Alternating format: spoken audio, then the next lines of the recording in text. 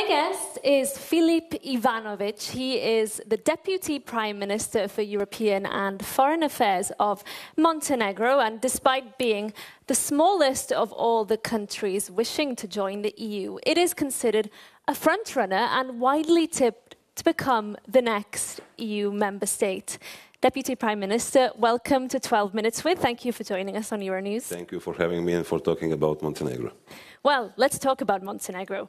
As I said, the smallest, but the most advanced on its path to becoming an EU member. And you just received a glowing appraisal from the European Commission saying that if you keep up with this speed of reforms, you are on track to join in the next 3 years. Tell us then, what is the secret recipe for Montenegro's success? Well, first of all, let me tell you that the report that we have just received is additional evidence to the plan that we as a government had, which is to have each of the reports being better than the previous ones. So previous year we had the best report up until then, and now this is the best report ever, so to say. So it is evidence of a very hard work of the government of Montenegro, but not just of the government, but also of other political institutions in the country. But it is also an introduction, I would say, to a very successful intergovernmental conference that we will have by the end of this year, where we will close several chapters. And on the other hand, it is, let's say, a blueprint of what we need to do in the forthcoming 12 or 13 months in order to fulfill our goal to finish the negotiations and to close all chapters by the end of 26. So I would say that the political dedication and hard work are the key ingredients of this success.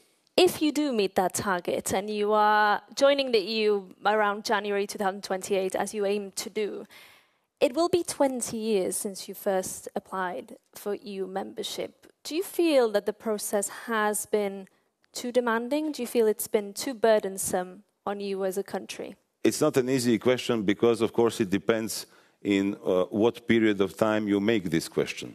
So, indeed, we have been negotiating for the past 13 years, and for many years the whole process was, I wouldn't say too demanding, but it was too technical.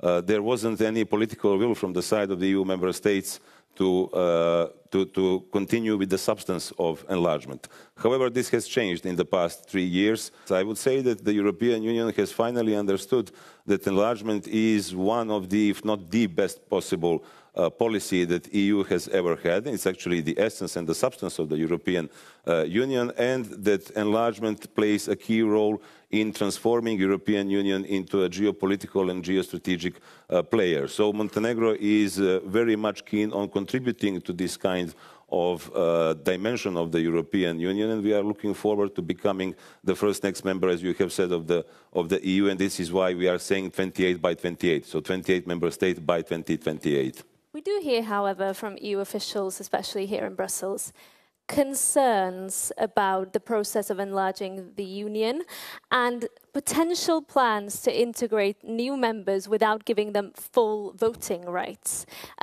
It's, I believe, a particular response to the way that some countries already within the European Union are using their veto power to block some foreign policy decisions. How would you feel about that? Would you accept that in 2028 Brussels would tell you you can come in to the club, you can join the club, but you won't have the full voting rights as all other member states have? Well, I would say that the word concern is one of the key words here in Brussels, and we hear it from time to time on different aspects of European policy. So we do understand, of course, that EU has certain needs of being reformed itself. However, we want this process, without interfering with it, to go hand in hand or in parallel with the process of enlargement. What we are aiming at is full-fledged membership into the European Union, and this is why we are doing all the so-called homework in order to qualify to become equal partner at the table. But let me tell you, I do understand where these concerns come from. But for example, Montenegro has been for years aligned, 100% aligned with common foreign and security policy, and it continues to be so. And we actually had a different idea to become observers, regular observers at the Foreign Affairs Council, because if we are 100% aligned, why not be there without the right to vote, of course, until we become members. But what we expect is no less than full membership in the European Union. You say that you are 100% aligned with the EU's foreign policy. Other neighbours in the Western Balkan region are not, and this is potentially why there are new ideas being brainstormed right now about the potential integration. Would you be willing to be accepted initially without your full voting rights? I would say that this is hardly acceptable, especially since, as I said, for years we have been aligned, and why we will not continue to be aligned. This is a very abstract and theoretical question. And of course, we do not want to be victims of anybody else who thinks differently. So far, Montenegro has been aligned, has given its contribution to every decision of the European Union regarding its foreign and security policy, and we actually want to contribute to it more actively and not more passively. Another idea that is making the rounds here in Brussels is this concept of a probation time, where a new country would join and would be trialed, in a sense, for a certain amount of time, maybe months, maybe years. How would you feel about that? Well, we've been on trial for the past 13 years. And we'll be on trial until we close all negotiation chapters. So once we close the negotiation chapters, as far as I'm concerned, the trial is over. I'd like to ask you a little bit more about the report that the Commission has just put out. It does ask you to clamp down on some things and to advance some reforms. It includes media freedom. It includes things like more coordination between ministers, because you have quite a big government. How are you looking to address these concerns? Well, let me tell you first that, as we said at the beginning, this is by far the best report that we have ever received. But of course, it's not perfect.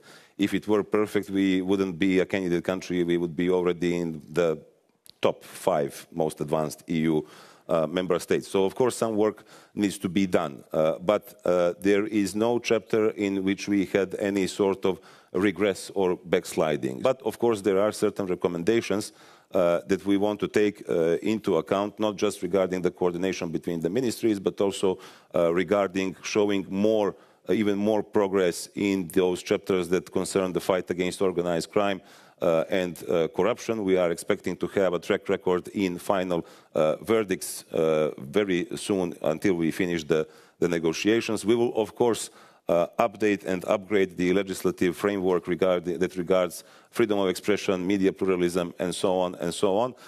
But as I said, all in all, I think this is a very good report, and it is basically very similar to those reports that certain countries that are now members of the EU used to get 1 or 2 or 3 years before they joined the European Union. And as I said at the beginning, this report is not just an introduction to a successful intergovernmental conference by the end of this year, but it is also a blueprint for the things that we need and want to do by the end of 26.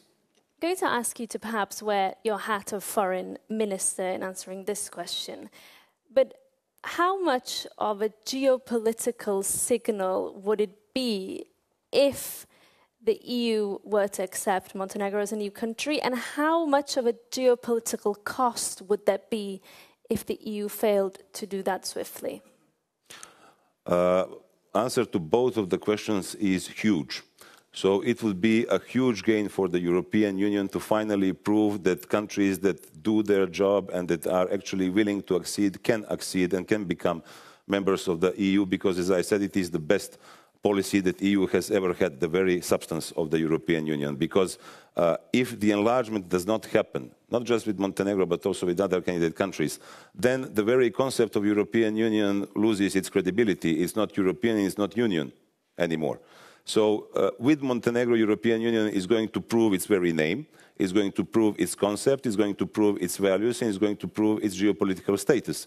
However, if that does not happen, then it's a big loss, not just for Montenegro and candidate countries, but for the European Union, because European Union will then fail the promises, and it will lose credibility. For us, it will be a devastating situation in which we are performing all the reforms and are not becoming member of the EU, and it will be a horrible signal to all other candidate countries, because then they would understand that whatever they do is vain, and this is something that we cannot accept.